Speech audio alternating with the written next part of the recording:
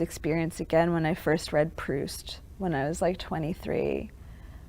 And like, I was on a train and there were these two old men on the train, and they were both really sick, and they had a lot of liquid in their lungs, and you could smell their bodies decaying, and they were both coughing a lot.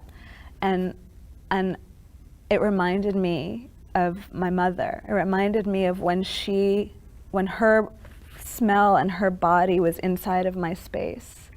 I gave her my bed. I slept on the floor. I remember the sound of her breathing. She smoked a lot, and I remember the smell of her body, and both the sweet smell of my mother that I love, that every child knows.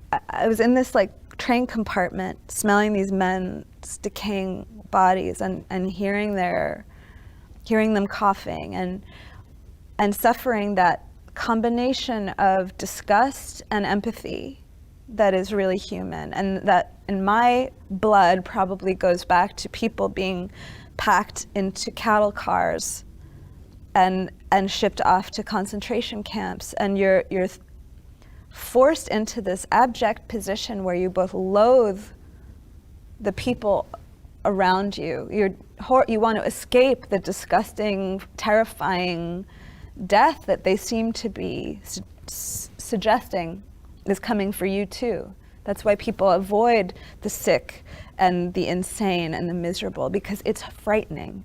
And it is frightening. You know, that's not superficial. It's frightening for a reason. It's understandable that we want to flee it. But in my heart, I always had this desire to flee, but also this tremendous sense of heartbreak and responsibility. So I wanted to escape and not to escape. And what ended up holding me in that train compartment was Proust. It was really weird. I happened to be reading Proust at the time, and I just remember, again, having this sense that my entire being, like this wave, was like plunging into his sentences and being held there. And that's a mysterious experience. You know, it's beyond just saying, oh, it's great literature, you know, oh, the sentences are unlike anything else, or, you know, whatever. You could say in some sort of more ordinary way of judging the quality of an artwork or saying, you know, what it is. No, it's something alive. And writing comes from deep in the body, really deep in the body.